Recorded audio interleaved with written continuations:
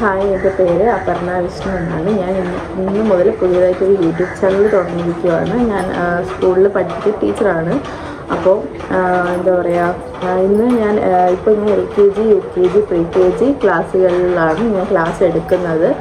അപ്പോൾ ഇന്ന് ഞാൻ വന്നിരിക്കുന്നതെന്ന് പറഞ്ഞാൽ പാരൻസിന് ഒരു അവയർനെസ് ക്ലാസ്, ചെറിയൊരു അവയർനെസ് ക്ലാസ് എടുക്കാൻ വേണ്ടിയിട്ടാണ് വന്നത്. ഒരുപാട് സമയമൊന്നും ഇല്ല. അപ്പോൾ ഒരു 10 മിനിറ്റത്തൊരു പരിപാടിയാണ്. അപ്പോൾ എല്ലാവരും ഒന്ന് സഹകരിക്കുക. അപ്പോൾ കുറച്ച് കാര്യങ്ങൾ പറയാൻ വേണ്ടിയിട്ട് മാത്രമാണ്. ഇപ്പോൾ എന്തായാലും സ്കൂൾ തുറന്നല്ലോ. അപ്പോൾ സ്കൂൾ തുറന്നതിനെ പറ്റിയും പിന്നെ നമ്മുടെ കുഞ്ഞുങ്ങളെ പറ്റിയും ഒക്കെ പറയാനാണ് ഞാനിന്ന് വന്നിരിക്കുന്നത്.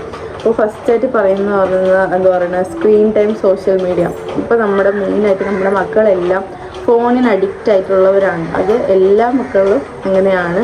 നമ്മൾ ഒരു സമയമാകുമ്പോഴത്തേക്കും കൊടുക്കരുത് എന്ന് വിചാരിക്കുന്ന സാധനം തന്നെ നമ്മൾ എന്ത് ചെയ്യും, അത് കൊടുത്തു പോകും. നമ്മുടെ സാഹചര്യം അങ്ങനെയായിരിക്കും, അതുകൊണ്ട് അത് കൊടുത്തു പോകും.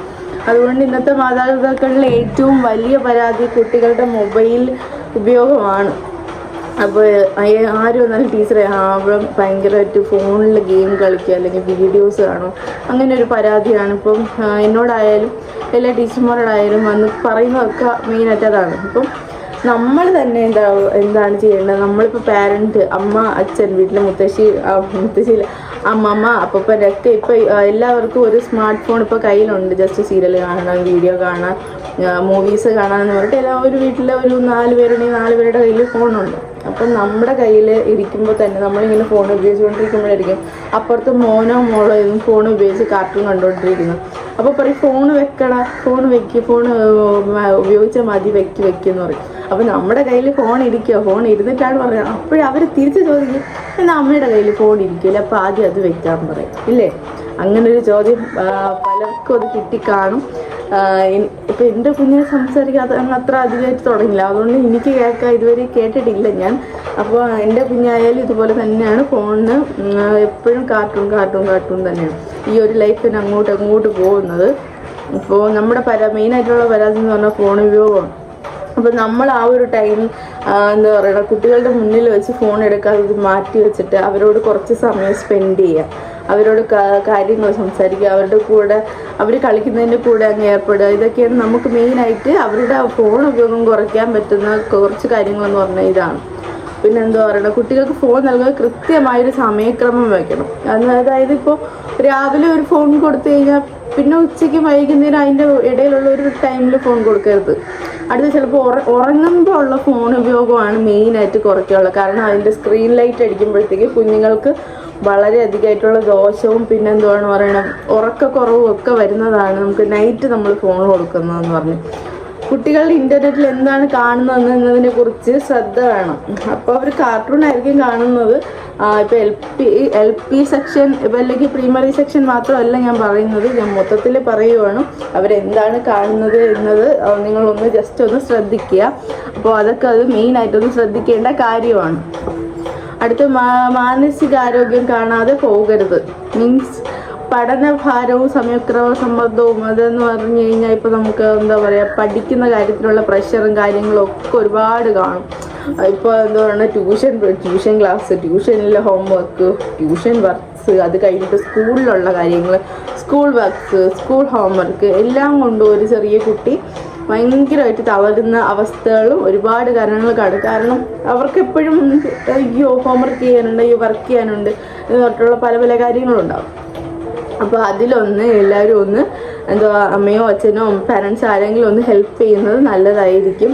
പിന്നെ അത് കഴിഞ്ഞിട്ട് ദിവസവും കുറച്ച് സമയമെങ്കിലും കുട്ടികളോട് അവരുടെ വിശേഷങ്ങൾ ചോദിക്കണം. അതായത് രാവിലെ സ്കൂളിൽ വിട്ട് കഴിഞ്ഞാൽ വൈകുന്നേരം തിരിച്ച് വരുമ്പോഴത്തേക്ക് സ്കൂളിലെ വിശേഷങ്ങൾ എല്ലാം ചോദിച്ച് മനസ്സിലാക്കണം. അത് പാരൻറ്റിൻ്റെ ഒരു കടമയാണ്. സ്കൂളിൽ എന്താ വിശേഷം, മിസ് എന്ത് പറഞ്ഞു, ഇന്ന് നന്നായിട്ട് പഠിപ്പിച്ചോ, എന്തൊക്കെ വിഷയം പഠിപ്പിച്ചു, ഇന്ന് എന്തൊക്കെ കളിക്കാൻ വേണ്ടിയിട്ട് പോയി, ഫ്രണ്ട്സ് എല്ലാം വന്നോ, ഫ്രണ്ട്സ് എല്ലാവരും മിണ്ടിയോ, ഹാപ്പി ആയിട്ടിരുന്നോ എന്നൊക്കെ ചോദിക്കുന്നത് വളരെ നല്ലൊരു കാര്യമായിരിക്കും. പിന്നെ അടുത്ത കാര്യം എന്ന് പറഞ്ഞു കഴിഞ്ഞാൽ താരതമ്യം ചെയ്യൽ, കമ്പാരിസൺ ചെയ്യരുത്. ഒരു മക്കളെയും നമ്മൾ കമ്പാരിസൺ ചെയ്യരുത്. നീ ഇതാ അപ്പുറത്തെ മോനെ നോക്കി പഠിക്കുക, അവൻ നന്നായിട്ട് ചെയ്യുന്നുണ്ടല്ലോ, നീ എന്താ ഇങ്ങനെ ആയിപ്പോയി, അങ്ങനെ ഒരു കാര്യം നമ്മൾ അങ്ങനെ ചെയ്യാനേ പാടില്ല. അത് ഏറ്റവും വലിയൊരു തെറ്റാണ്. അത് ആ കുട്ടിയിലെ മനസ്സിലുണ്ടാക്കുന്ന ഒരു ഭയങ്കര വിഷമകരമായ ഒരു കാര്യമാണ് അത്. അപ്പോൾ മാർക്കുകൾ മാത്രമല്ല ജീവിതം. പരീക്ഷയിൽ മാർക്ക് കുറഞ്ഞ കുട്ടികളെ കുറ്റപ്പെടുത്തുന്നതിന് പകരം അടുത്ത തവണ നന്നായി ചെയ്യാൻ പറയണം.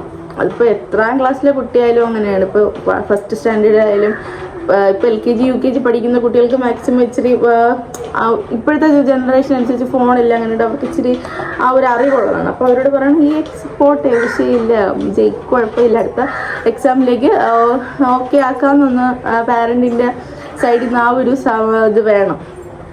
അടുത്ത എന്താ പറയുക, പിന്നെ അതുപോലെ തന്നെ മെയിനായിട്ട് ഫോൺ ഉപയോഗം കാര്യങ്ങളൊക്കെ തന്നെയാണ്. അവരെ ഒന്ന് ശ്രദ്ധിക്കുക. പിന്നെ അച്ചടക്കം, അത് നമ്മൾ അച്ചടക്കം എന്ന് പറയുമ്പോഴത്തേക്ക് നമ്മൾ അടിച്ച് അങ്ങനെ അച്ചടക്കം പഠിപ്പിക്കേണ്ട ആവശ്യമില്ല.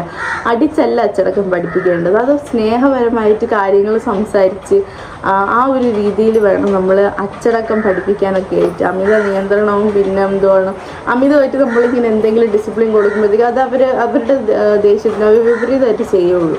അപ്പോൾ അതൊന്ന് എല്ലാവരും ഒന്ന് ശ്രദ്ധിക്കുക.